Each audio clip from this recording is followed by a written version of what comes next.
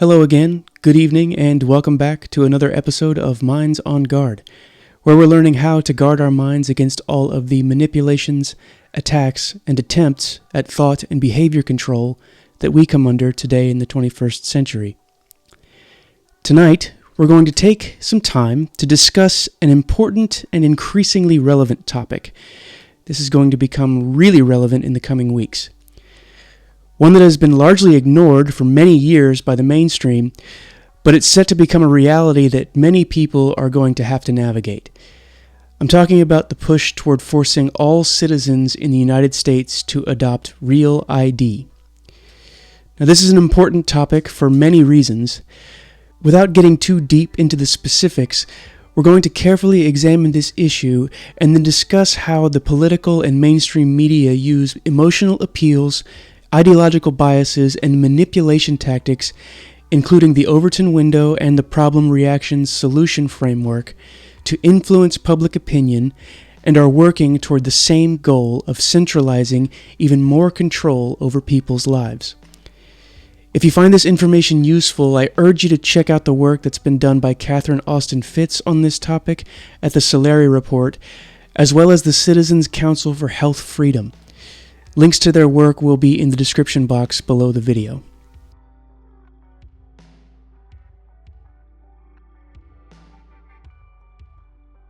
Real ID is a national identification program introduced as a federal security measure following the events of September 11, 2001. It is a policy program and a technological shift which aims to standardize state-issued driver's licenses and identification cards, requiring individuals to provide extensive personal documentation to verify their identity. By enforcing uniformity, the Real ID Act is promoted in the mainstream media and in politics as having the sole intent to enhance security, streamline identification, and reduce the likelihood of identity fraud or terrorism. However, this measure has faced substantial criticism and resistance from both sides of the political aisle, each presenting differing arguments that reveal deeper ideological biases. Let's break down these viewpoints and see if we can get to the truth of what's actually being rolled out. There is a lot of misdirection happening with this issue, and we need to be able to see things clearly, particularly when it comes to issues which have consequences which will affect the most basic aspects of our freedom to live and conduct ourselves in alignment with our values and moral integrity.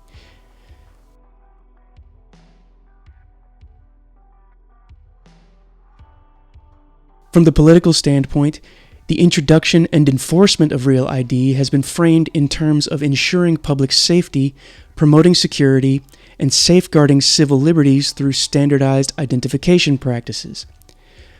Often, broad and ambiguous concepts like the collective good drive the appeals to authority and emotion, highlighting the necessity of modernizing and standardizing ID systems to better protect against external threats and streamline bureaucratic processes. We see constant appeals to safety and security as proponents of Real ID frequently emphasize potential dangers to society. They argue that without a standardized identification system, the U.S. remains vulnerable to threats like terrorism, illegal immigration, identity theft, and fraud. This narrative strongly appeals to emotional fears while covertly attacking people's psychological stability through media campaigns where perpetual sensationalized reporting and selective highlighting of chaotic and traumatic events that happen around the country. To supplement this, the political class routinely emphasizes social responsibility, positioning compliance with Real ID as a moral and civic obligation. They frame the adoption of uniform identification standards as a necessary collective action for maintaining national security and public order. While the fear campaigns and moral grandstanding have incrementally shifted the public perception of our collective vulnerability, another frequent emotional appeal that we are seeing is the inevitability of progress. This frames resistance to Real ID as outdated or reactionary, suggesting that modern problems require advanced technological solutions. This in turn props up the expert class of technocratic elites as innovators, subliminally creating a false hierarchy where those who have the means, resources, and desire to advance more sophisticated technologies are deserving of an elevated status in our society as our collective protectors. From another standpoint, the Real ID push represents an overreach of federal authority, undermining state autonomy and individual liberties. We are only ever sold the utopian perspective in the media. We need to ask, why is the issue rarely ever legitimately examined in terms of government intrusion, privacy concerns, and the erosion of fundamental freedoms protected by the Constitution?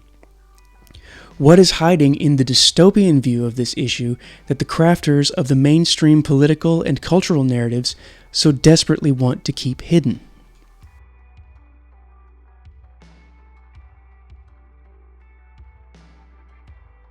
When it comes to the Real ID Act, both political sides have skillfully manipulated the Overton window, the range of policy ideas deemed acceptable to the public, shifting public discourse toward their respective agendas. Initially, the concept of a national ID card faced strong bipartisan resistance. However, through strategic incrementalism and emotional appeals, both sides gradually have shifted public acceptance toward seeing Real ID as either a necessary security measure or a technological innovation that keeps us on the path toward a more advanced and integrated society. The expansion of the window has happened by the constant and consistent emphasizing of threats like terrorism and identity fraud, positioning Real ID as a moderate, sensible security measure in comparison to more invasive options. Recall our discussion on PSYOPs, where we examined the concept of disruptive and iterative narratives that are rolled out in media campaigns. Over time, public acceptance has increased as the perceived threat landscape has shifted toward constant vigilance and national security priorities. This was compounded during the hype surrounding COVID-19. The psychological attack that occurred during those years has set up an environment where people are primed to accept further intrusion into their private lives by acquiescing to unnecessary, overly coercive policies. This acceptance has driven by deep emotional appeals to have convenience and comfort at all times. We are being told that we will not be able to board an airplane without having a Real ID. This is a false frame of the truth. When you see ad campaigns for this new measure, they are always geared toward emphasizing the things that are being changed. They never allow us to see the aspects of the policy that would allow people to keep the currently accepted policies and behaviors that we enjoy already. Why is this the case? If there are ways to circumvent the coming policy in a legal manner by continuing to use well-established systems that are already addressing the concerns that are being propagandized, why do we need to adopt a new system at all? What is not being said? We can apply the problem reaction solution framework to analyze this issue and see what's really going on.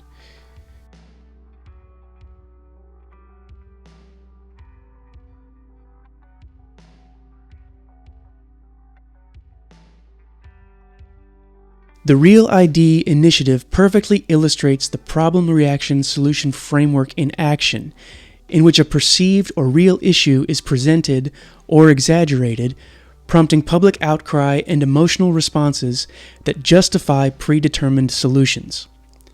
The problem. The problem presented was the threat of terrorism and identity fraud initially highlighted post 9/11. This created a climate of fear and urgency. The reaction. Public fear and anxiety led to demands for immediate governmental action. Emotions of vulnerability and insecurity were skillfully manipulated over time, amplifying the sense that something drastic needed to be done to secure the nation and its people. Throughout the coming decades, more and more crises and tragedies have been amplified and utilized to promote the narrative that in the interest of the public good, this new system will ensure safety, enhance tracking of threats and disease, as well as people who may pose a danger to communities. The solution. Real ID emerged as the solution offered as a protective measure against these threats. Despite widespread initial resistance, repeated emotional appeals and incremental policy adjustments normalized acceptance among the general populace. What's more, it's touted as the only way to provide greater convenience and technological tools that will make life more streamlined and have fewer hang-ups to get the things that people want.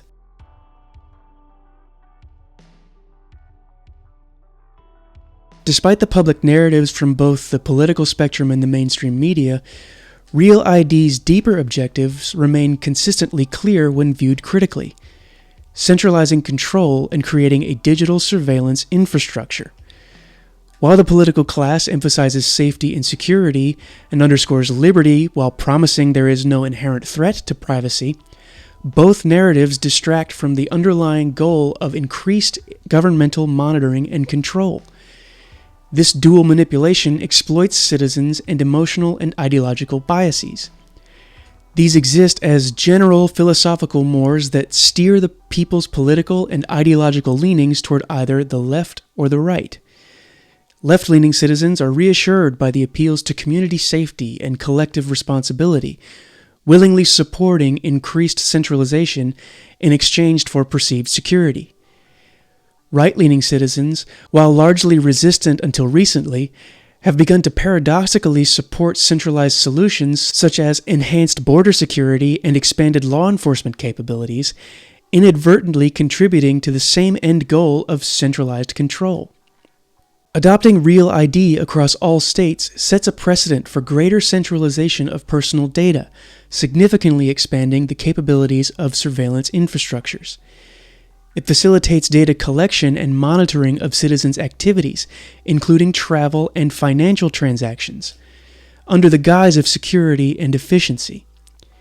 With each incremental expansion of the identification requirements, the public grows increasingly accustomed to surveillance and data centralization, normalizing and embedding such systems into our daily life. Over time, these incremental shifts substantially reduce the resistance, with each small step accepted as necessary or inevitable. The Real ID push exemplifies how both the political class and the mainstream media effectively employ emotional appeals, ideological biases, Overton window manipulation, and the problem-reaction-solution framework to influence public opinion and policy outcomes. Both exploit genuine concerns, be it security, privacy, and convenience, to incrementally advance centralization and surveillance, often without the public realizing what's going on.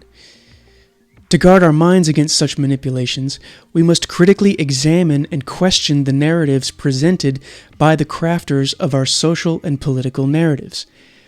Awareness of these tactics empowers us to evaluate policies based on objective analysis rather than emotional or ideological reactions.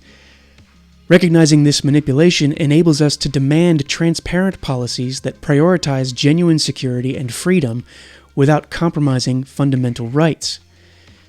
So until next time, stay safe, stay diligent, and stay vigilant, keeping your minds on guard.